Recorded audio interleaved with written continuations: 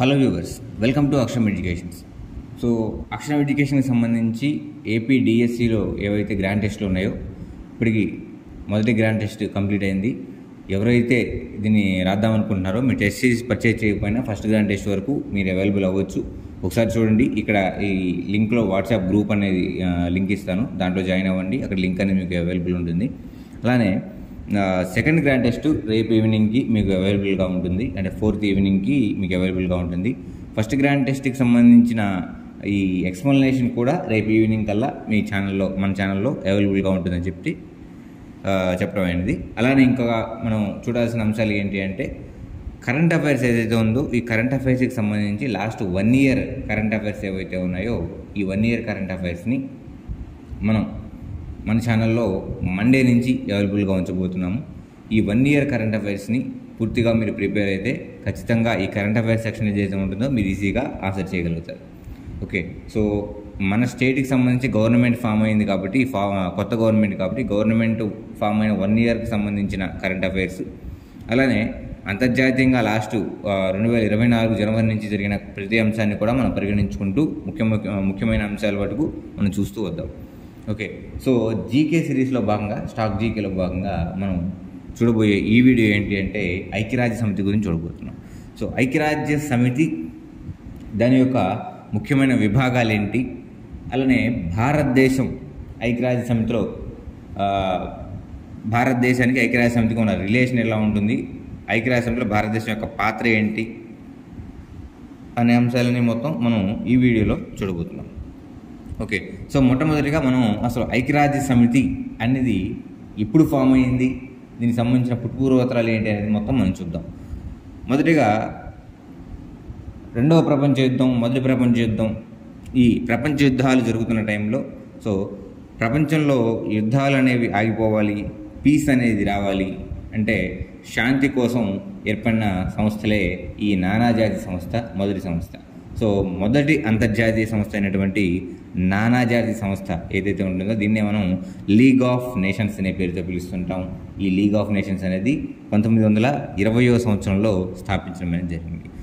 దీని యొక్క ప్రధాన కార్యాలయం స్విట్జర్లాండ్లోని జెనీవాలో ఉంటుంది. అయితే ఈ లీగ్ ఆఫ్ నేషన్స్ ఏదైతే ఉంటుందో నానాజాతి సంస్థ 1946వ సంవత్సరంలో దీన్ని రద్దు చేయడం అనేది జరిగింది. మరి 45 వరకు జరిగిన ఈ రెండో ప్రపంచ యుద్ధం ఏదైతే ఉంటుందో, రెండో ప్రపంచ యుద్ధం తర్వాత పలు దేశాలు, ప్రపంచ దేశాలు ఏవైతే ఉన్నాయో వీటి మధ్య శాంతిని పరిరక్షించడం, అలానే వివిధ దేశాల మధ్య మైత్రి అంటే ఫ్రెండ్షిప్ని పెంపొందించే విధంగా యుఎన్ఓ, యునైటెడ్ నేషన్స్ ఆర్గనైజేషన్ లేదా ఐక్యరాజ్య సమితిని ఏర్పాటు చేయడం జరిగిందని మనం చెప్పుకోవచ్చు. మరి ఐక్యరాజ్య సమితికి సంబంధించిన ప్రాథమిక సమాచారాన్ని మనం చూసినట్లయితే, మరి ఎప్పుడు ఐక్యరాజ్య సమితి ఏర్పడింది అంటే 1945వ సంవత్సరం అక్టోబర్ 24వ తేదీన ఏర్పడింది. దీన్నే మనం యుఎన్ దినోత్సవం అని అంటాము. Okay, UN, United organisation, United Nations organisation ఏదైతే ఉంటుందో అక్టోబర్ 24ని యుఎన్ దినోత్సవం అని చెప్పి పిలుస్తూ ఉంటాం. నెక్స్ట్, ఐక్యరాజ్య సమితిలో సభ్యత్వం గల దేశాల సంఖ్య ఎంత అంటే 193 దేశాలు ఐక్యరాజ్య సమితిలో సభ్యులుగా ఉన్నాయి.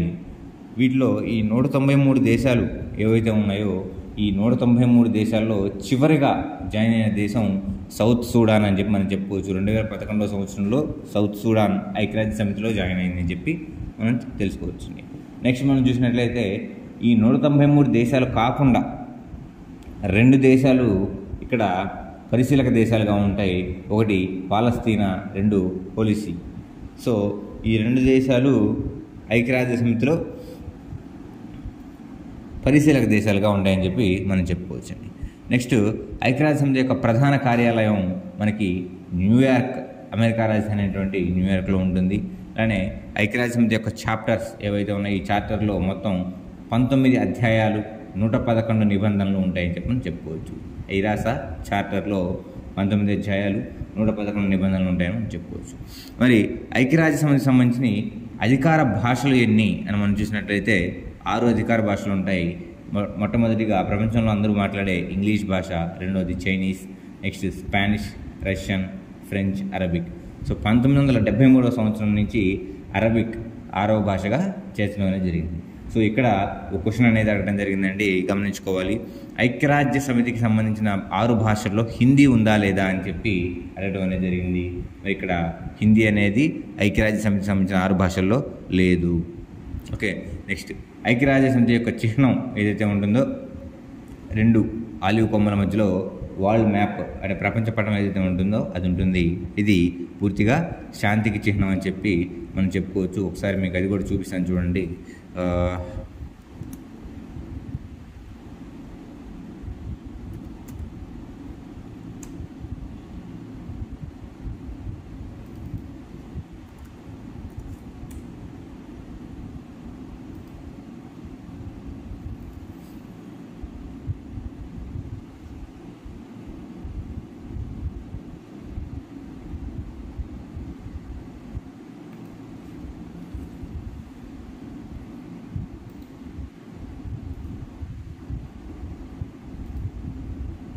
సో ఇలా ఉంటుందండి ఐక్యరాజ్య సమితికి సంబంధించినటువంటి ఈ లోగో అనేది ఇలా ఉండబోతుంది, ఇలా ఉంటుంది.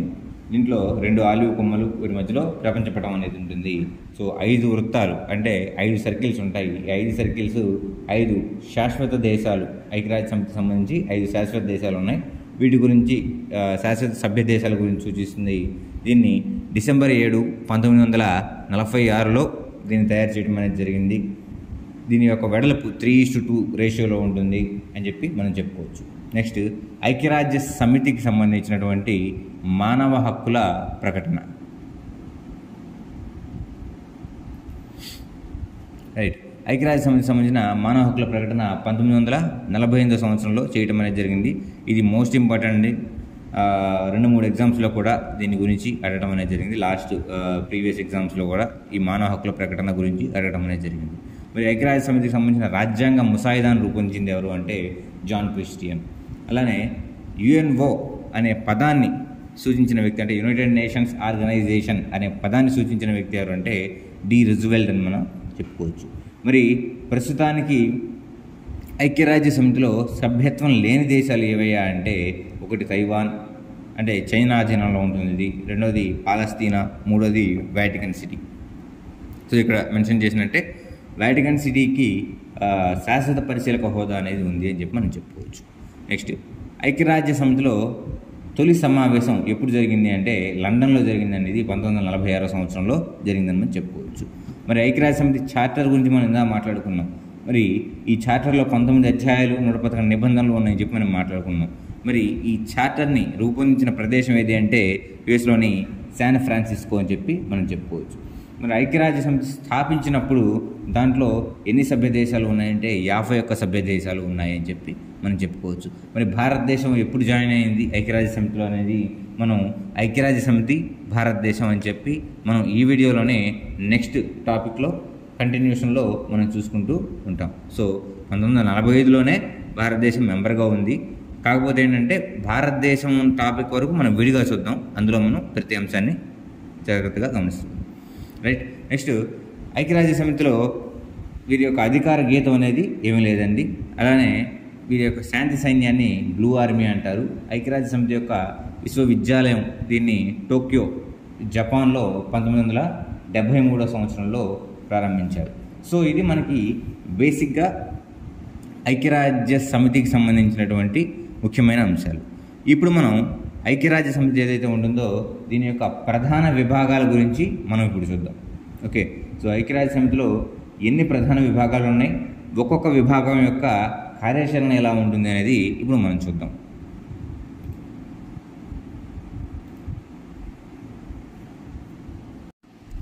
రైట్, సో ఐక్యరాజ్య సమితి లేదా యుఎన్ఓలో మొత్తం మనకి ప్రధానంగా 6 విభాగాలు ఉన్నాయి. ఈ 6 విభాగాలు ఏవైతే ఉన్నాయో వీటి యొక్క సమన్వయంతో ఈ ఐక్యరాజ్య సమితి అనేది ఏర్పడుతుంది అని చెప్పి మనం చెప్పుకోవచ్చు. మరి ఈ 6 ప్రధాన విభాగాలు మనం చూసినట్లయితే మొదటిది జనరల్ అసెంబ్లీ, దీన్నే మనం సాధారణ సభ అనే పేరుతో పిలుస్తూ ఉంటాం. రెండవది భద్రతా మండలి, దీన్నే మనం సెక్యూరిటీ కౌన్సిల్ అనే పేరుతో పిలుస్తూ ఉంటాం. మూడవది ఎకనామిక్ అండ్ స్పెషల్ కౌన్సిల్, దీన్నే ఆర్థిక సామాజిక మండలి అనే పేరుతో పిలుస్తూ ఉంటాం.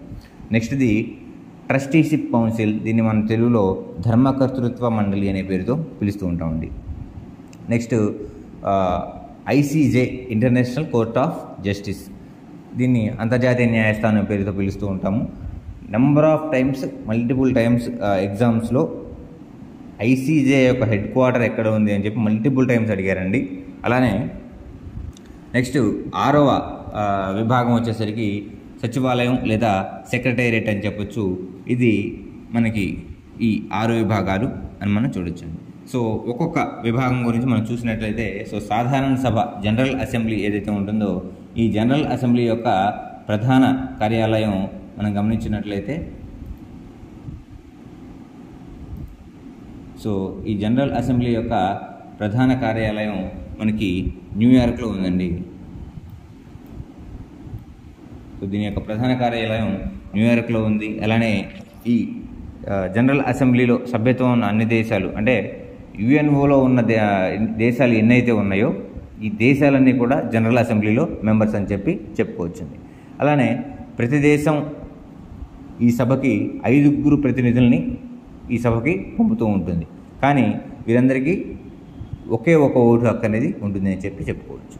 సో దీనికి అధ్యక్షుడికి ఒక ఉపాధ్యక్షుడు ఉంటాడు, ఒక అధ్యక్షుడు ఉంటాడు. వీరికి 1 సంవత్సర కాల పరిమితితో దీనికి అధ్యక్షుడిని అలానే ఉపాధ్యక్షుడిని ఎంచుకోవడం అనేది జరుగుతూ ఉంటుంది. సో వీరు ఏం చేస్తారు ఈ జనరల్ అసెంబ్లీలో అంటే, వీరు ఎవ్రీ ఇయర్ సెప్టెంబర్లో ఒకసారి సమావేశం అవుతూ ఉంటారు. అంటే నూతనంగా ఏదైనా దేశానికి సభ్యత్వం కల్పించాల్సిన అవసరం ఏమైనా ఉందా అనేది వీళ్ళు చెక్ చేస్తూ ఉంటారు జనరల్ అసెంబ్లీ వాళ్ళు. అలానే సెక్యూరిటీ కౌన్సిల్ ఏదైతే ఉంటుందో, ఈ సెక్యూరిటీ కౌన్సిల్ అనేది బేసిక్గా యుఎన్ఓలో ఒక కీలకమైన విభాగం. మరి ఈ సెక్యూరిటీ కౌన్సిల్కి సంబంధించి ఎన్నికైన రాబోయే దేశాలు ఏవైనా ఉన్నాయా అనేది కూడా వీళ్ళు పరిశీలిస్తూ ఉంటారు. అలానే ఈ 10 తాత్కాలిక దేశాలు ఏవైతే ఉన్నాయో ఈ సెక్యూరిటీ కౌన్సిల్కి సంబంధించి ఎన్నికయ్యే దేశాలు, వాటి గురించి జనరల్ అసెంబ్లీ వాళ్ళు ఎక్కువగా పరిశీలిస్తూ ఉంటారు. అలానే యుఎన్ఓకు సంబంధించినటువంటి బడ్జెట్ని వీళ్ళు ఎవ్రీ ఇయర్ ఆమోదిస్తుంటారని కూడా చెప్పుకోవచ్చు. మరి దీనికి సంబంధించినటువంటి మొదటి సాధారణ సభ 10th జనవరి 1948లో జరిగింది అని చెప్పి మనం చెప్పుకోవచ్చు. ఓకే, 10th జనవరి 1948లో జరిగింది. మరి ఈ యుఎన్ఓలో ఈ సాధారణ సభ గురించి ఇంత డెప్త్గా వెళ్తాయంటే అవసరం లేదండి. సో ఓవరాల్గా మనకి ఎన్ని విభాగాలు ఉన్నాయి, ఈ విభాగాల్లో భారతదేశం ఏ ఏ విభాగాల్లో మెంబర్గా ఉంది అనే అంశాన్ని మనం తెలుసుకుంటే సరిపోతుంది. రైట్. నెక్స్ట్ రెండవది చూసుకుంటే సెక్యూరిటీ కౌన్సిల్ లేదా భద్రతా మండలి.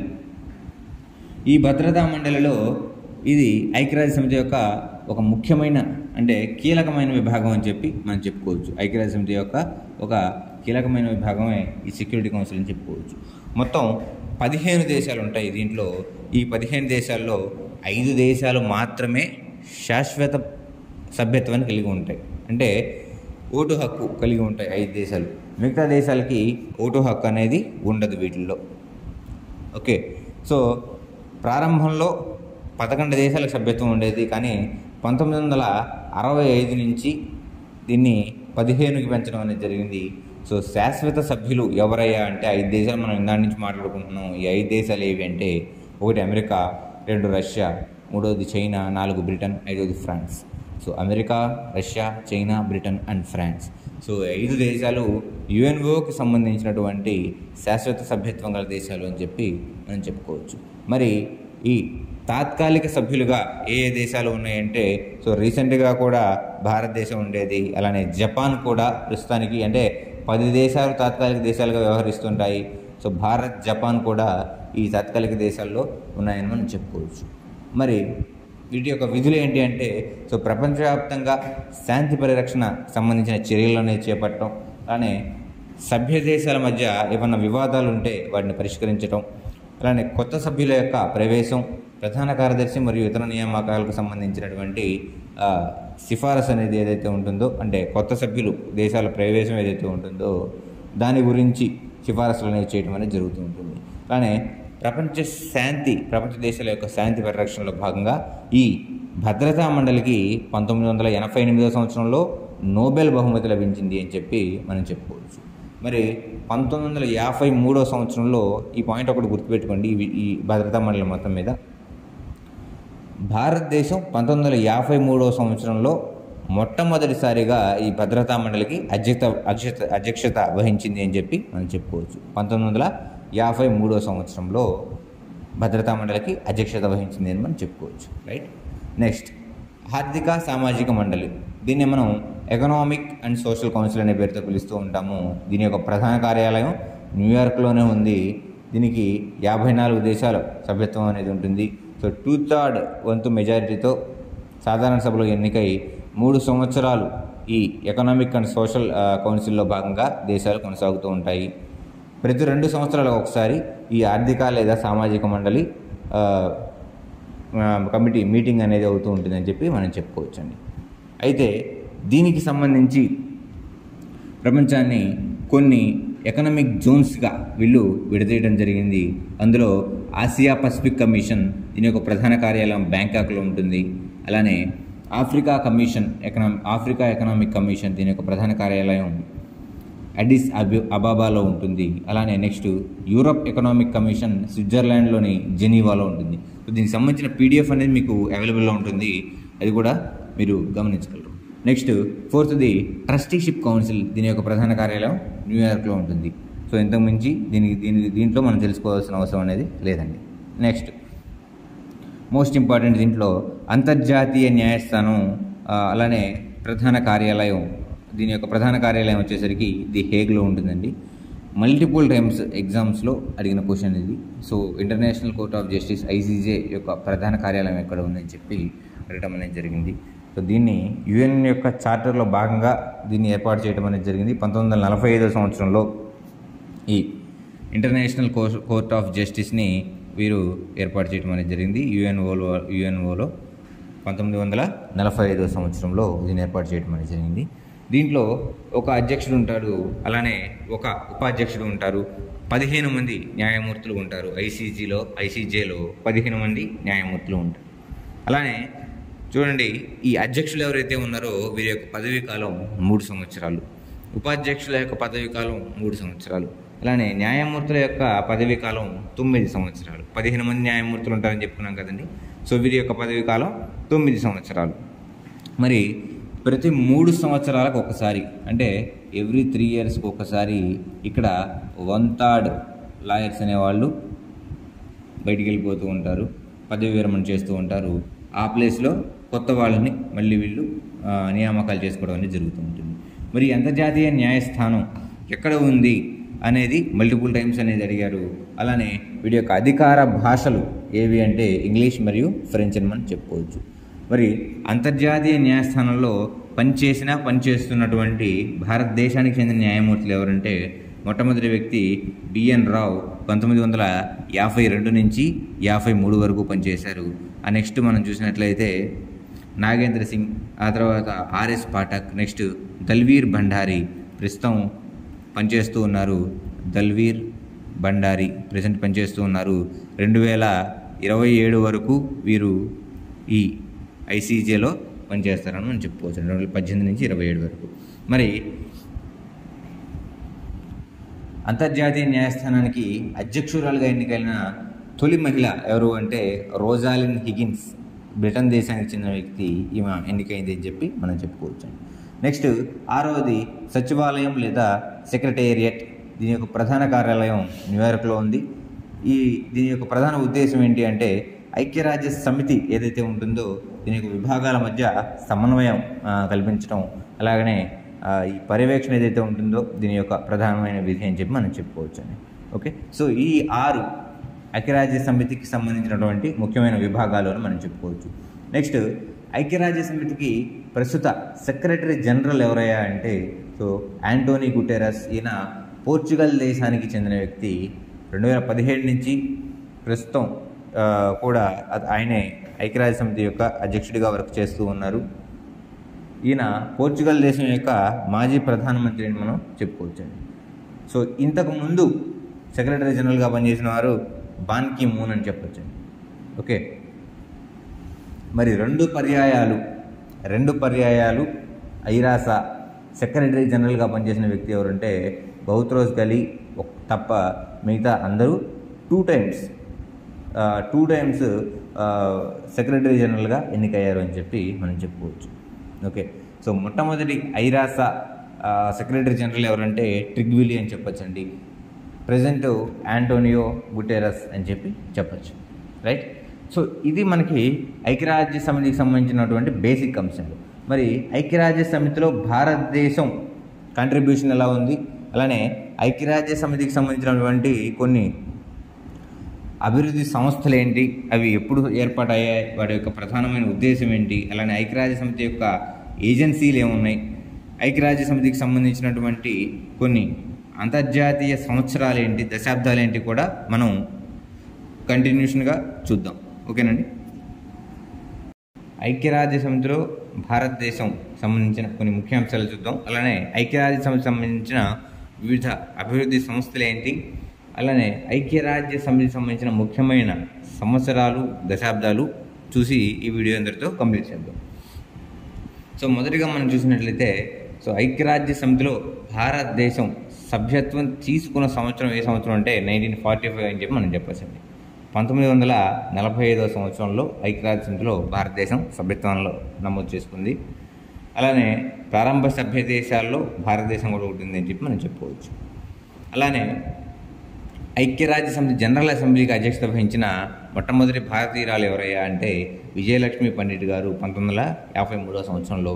వీరు స్వయానా నెహ్రూ, జవహర్లాల్ నెహ్రూ గారికి సోదరి అని చెప్పి చెప్పుకోవచ్చు. మరి భద్రతా మండలి అని మనం చూసాం, ఐక్యరాజ్య సమితి యొక్క ప్రధాన విభాగాల్లో భద్రతా మండలి కూడా ఉందని చెప్పి. మరి ఈ భద్రతా మండలికి సంబంధించి భారతదేశం తాత్కాలిక సభ్యులు అంటే దీంట్లో 15 దేశాలు ఉంటాయి, 5 శాశ్వత దేశాలు ఉంటాయి అని చెప్పి మనం మాట్లాడుకున్నాం. మరి మిగతా 10 దేశాలు తాత్కాలికంగా టెంపరీగా మారుతూ ఉంటాయి. సో అందులో భాగంగా 2021-22 వరకు భారతదేశం మొత్తం 8 సార్లు భద్రతా మండలిలో మెంబర్గా ఉంది అని చెప్పి మనం చెప్పుకోవచ్చు. అలానే ఐక్యరాజ్య సమితిలో హిందీలో ప్రసంగించిన భారత ప్రధానులు 2 ఉన్నారు. ఒకరు అటల్ బిహారీ వాజ్పేయి గారు, రెండు శ్రీ నరేంద్ర మోదీ గారు హిందీలో ప్రసంగించడం అనేది జరిగింది. బేసిక్గా ప్రధాని నరేంద్ర మోదీ గారు 2 సార్లు హిందీలో ప్రసంగించడం అనేది జరిగింది అని చెప్పి మనం చెప్పుకోవచ్చు.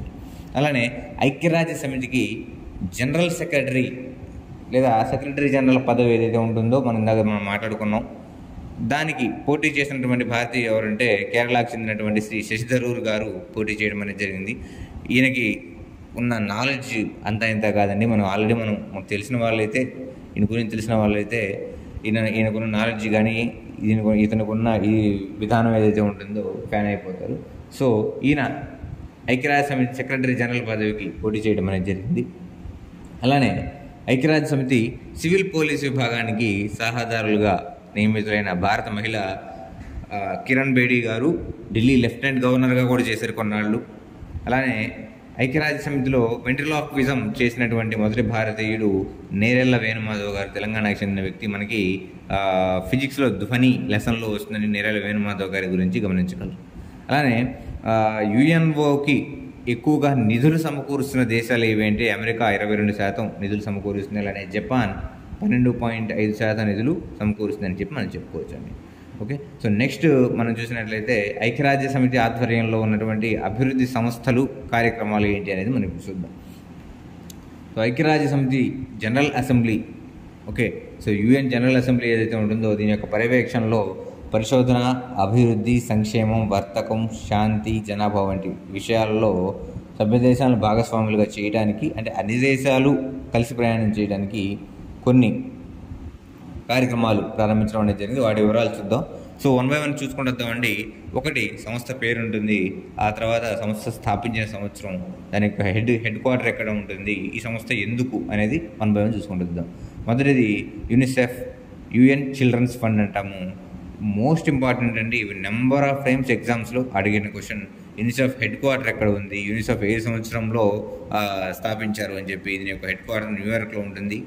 పిల్లల యొక్క ఆరోగ్య పరిరక్షణ కోసం, అలానే ఎల్ఈసి అంటాం, లీస్ట్ డెవలప్డ్ కంట్రీస్ అంటాం, తక్కువ అభివృద్ధి చెందిన దేశాలకి సహాయపడటానికి న్యూయార్క్లో ఈ యునిసెఫ్ ఏర్పాటు చేయడం అనేది జరిగిందండి. Next UN high commissioner for refugees, UNHCR అంటాం, 1950లో ఏర్పడింది. జెనీవా నగరంలో దీని హెడ్ క్వార్టర్ అనేది ఉంది. సో శరణార్థులకు సంబంధించి వీళ్ళకి సహాయం అందించి, అంటే ఎవరైనా రెఫ్యూజీస్ ఎవరైతే ఉంటారో వారికి సహాయం అందించి వారికి పునరావాసం షెల్టర్ కల్పించే ఉద్దేశం కోసం ఈ UNHCR అనేది ఏర్పడిందని మనం చెప్పుకోవచ్చు. Next world food programme WFP అంటాము. 1961 సంవత్సరంలో ఏర్పడింది. రోమ్ నగరంలో దీని యొక్క హెడ్ క్వార్టర్ అనేది ఉంది.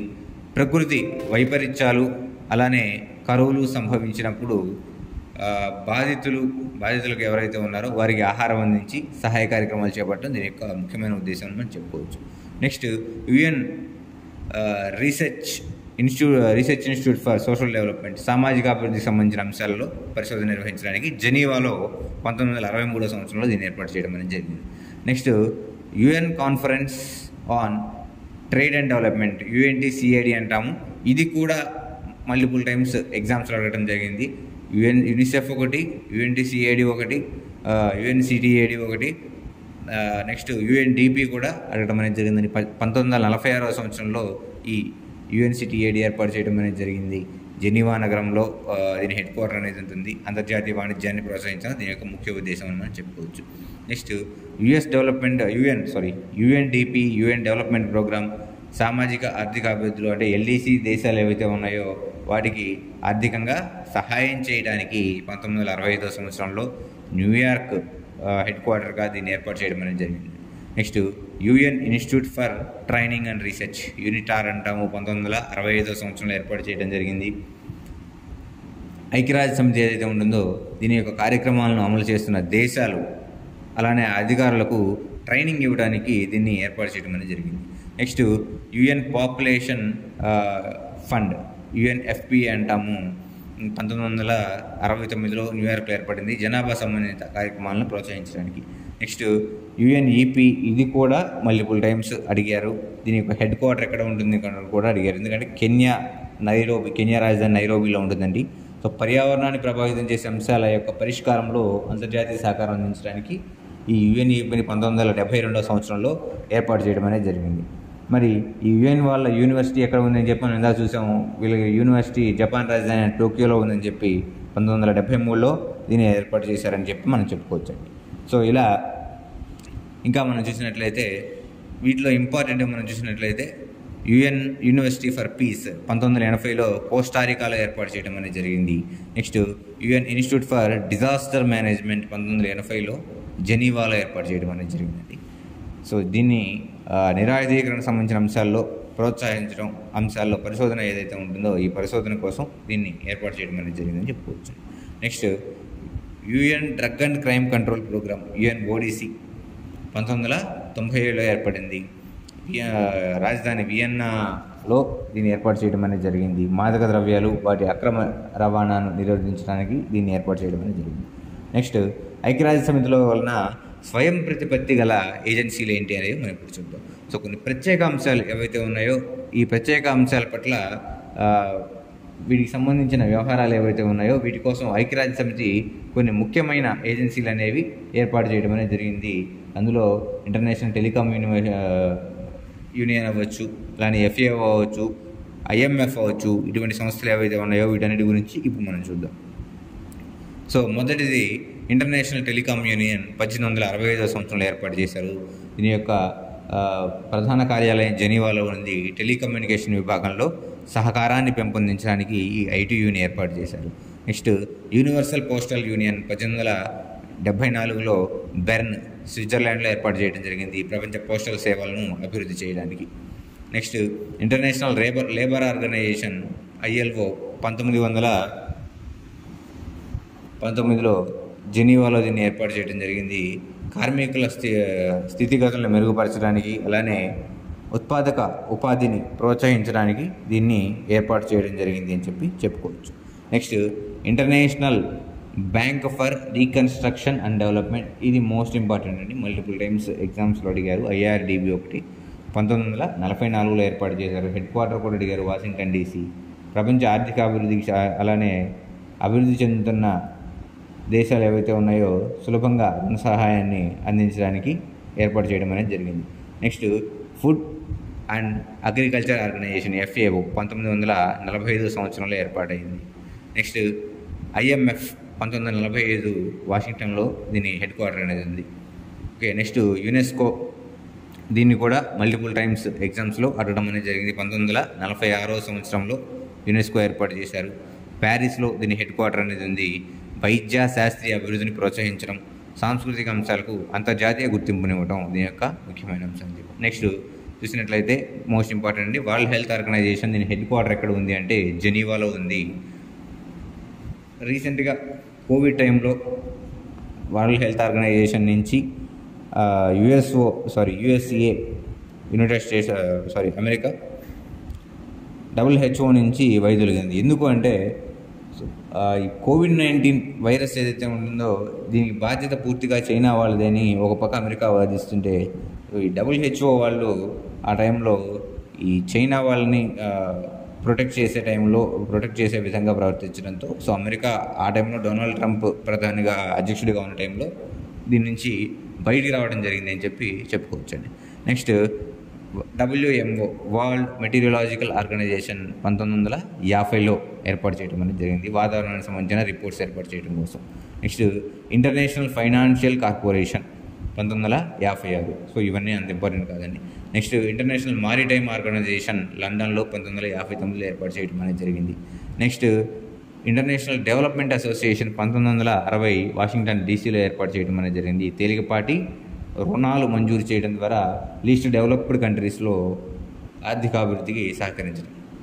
Next UN industrial development organisation UNIDO 1966 వియన్నాలో ఏర్పాటైంది, పారిశ్రామిక అభివృద్ధిని పెంపొందించడం. Next world intellectual property organisation most important అండి ఇది. ఇది రీసెంట్గా జరిగినటువంటి ఎగ్జామ్స్లో కూడా ఈ విపో గురించి అడగడం అనేది జరిగింది. ప్రపంచ మేధో హక్కుల సంస్థ 1967వ సంవత్సరంలో ఏర్పడింది, జెనీవా హెడ్ క్వార్టర్గా ఉంటుంది. నెక్స్ట్ UN ఉమెన్, ఇది కూడా మల్టిపుల్ టైమ్స్ అడగడం జరిగింది. ఒకటి బాగా గుర్తుపెట్టుకోండి, కాంపిటేటివ్ ఎగ్జామ్స్ ప్రిపేర్ అవుతున్నప్పుడు మహిళలకు సంబంధించిన క్వశ్చన్ ఏదైనా వచ్చిందంటే టాపిక్ ఏదైనా వస్తే అది మాత్రం ఖచ్చితంగా చదవండి, ఎందుకంటే దాని మీద క్వశ్చన్ పడే ఛాన్స్ అనేది ఉంటుంది. ఓకే, ఈ UN ఉమెన్ అనేది 2010లో ఏర్పడింది, మహిళల కోసం ప్రత్యేకంగా ఏర్పాటైన ఏజెన్సీ అని మనం చెప్పుకోవచ్చు. Next international atomic energy agency 1957వ సంవత్సరంలో ఏర్పాటు చేయడం అనేది జరిగింది. వియన్నాలో అణుశక్తి అంటే అటామిక్ పవర్ ఏదైతే ఉంటుందో ఈ అటామిక్ పవర్ని శాంతియుతంగా మానవాళికి హాని కలిగకుండా ఉండే విధంగా ఉపయోగించుకోవాలి దేశాలు. ఓకే, న్యూక్లియర్ వెపన్స్ అనేవి ఇరు దేశాల మధ్య జనానికి హాని కలగకుండా న్యూక్లియర్ టెస్టులు అనేవి చేయకుండా ఉంచాలి. అలానే ఈ న్యూక్లియర్ పవర్ ఏదైతే ఉంటుందో ఈ న్యూక్లియర్ పవర్ని జనాలకు ఉపయోగపడే విధంగా ఉపయోగించుకోవాలి అని చెప్పి ఈ IAEAని ఏర్పాటు చేయడం జరిగింది. ఇది కూడా మోస్ట్ ఇంపార్టెంట్ అండి, మల్టిపుల్ టైమ్స్ ఎగ్జామ్స్లో అడిగారు. రైట్, నెక్స్ట్ రీసెంట్ ట్రెండ్ మనకి రీసెంట్గా ఈ అంతర్జాతీయ సంవత్సరాలు దశాబ్దాల మీద ఖచ్చితంగా క్వశ్చన్స్ అనేవి అడుగుతున్నారండి. కాబట్టి ఇవి ఇక్కడ మీకు ప్లేస్ చేయడం అనేది జరిగింది. ఒకసారి ఇది మొత్తం చూడండి మీరు, ఈ అంతర్జాతీయ సంవత్సరాలు దశాబ్దాలు. దీంట్లో మీరు బాగా గుర్తుపెట్టుకోవాల్సింది ఏంటంటే రీసెంట్గా 2020 అంతర్జాతీయ ఆరోగ్య పరిరక్షణ సంవత్సరం ఏదైతే ఉంటుందో దాన్ని ఆరోగ్య పరిరక్షణ సంవత్సరంగా ప్రకటించడం అనేది జరిగింది. అలానే 2023-24 అంతర్జాతీయ చిరుధాన్యాల సంవత్సరాలుగా పరిగణించడం జరిగింది. ఇక్కడ అప్డేట్ అవ్వలేదు, గుర్తుపెట్టుకుంటే 2023-24 అంతర్జాతీయ చిరుధాన్యాల సంవత్సరంగా పరిగణించడం జరిగింది. అలానే ఈ దశాబ్దాల గురించి చూసినట్లయితే ఇక్కడ మనం బాగా గుర్తుపెట్టుకోవాల్సింది చూడండి, 1983 నుంచి 92 వరకు వికలాంగుల దశాబ్దం, ఇదొకటి గుర్తుపెట్టుకోవాలండి. 1983 నుంచి 1992 వరకు వికలాంగుల దశాబ్దం అండి, ఇది ఒకటి గుర్తుపెట్టుకోవాలి. నెక్స్ట్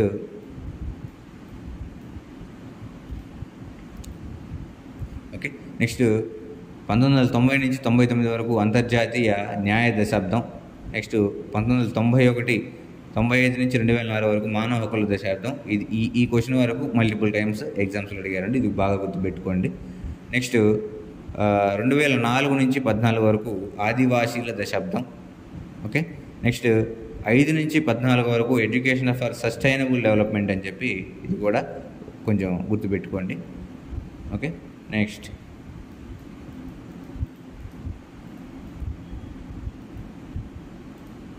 నెక్స్ట్ 2006 నుంచి 15 వరకు వాటర్ ఫర్ లైఫ్. ఇక రీసెంట్గా మనం బాగా గుర్తుపెట్టుకోవాల్సిన అంశాలు కనుక మనం చూసినట్లయితే 2015 నుంచి 24 వరకు UN decade for people of African descendants. Okay, most important ఇక్కడ 2014 నుంచి 24 వరకు UN decade of sustainable energy for all. Okay, next 2021 నుంచి 30 వరకు international decade of ocean science for sustainable development. Next 2019 నుంచి 28 వరకు UN decade of family farming. Next 2016 నుంచి 25 వరకు UN decade of action on nutrition. 2018 నుంచి 27 వరకు UN decade for eradication of poverty. So ఇలా దీనికి సంబంధించినటువంటి రకరకాల దశాబ్దాలు ఏమేమి ఉన్నాయని చెప్పి మనం ఇప్పుడు చూడటం అనేది జరిగింది. సో ఇది మనకి ఐక్యరాజ్య సమితి గురించి ఓవరాల్గా. దీనికి సంబంధించిన ఏమైనా కరెంట్ అఫైర్స్ ఏమైనా ఉంటే మనం మండే నుంచి కరెంట్ అఫైర్స్ సంబంధించిన అంశాలు చూడబోతున్నాం. సో దాంట్లో మనం కరెంట్ అఫైర్స్ అనేది చూడబోతున్నాం. నెక్స్ట్ క్లాస్ మనకి దీంట్లో అంతర్జాతీయ సంస్థల గురించి చూస్తాం. అలానే మండే నుంచి మనం కరెంట్ అఫైర్స్ అంతర్జాతీయం, జాతీయం, తర్వాత రాష్ట్రంలో ఉన్నటువంటి అంశాలు, ఎకానమీ, సైన్స్ అండ్ టెక్నాలజీ, ఇటువంటి ప్రతి అంశాన్ని మనం చూసుకుంటూ వద్దాం. ఓకేనండి.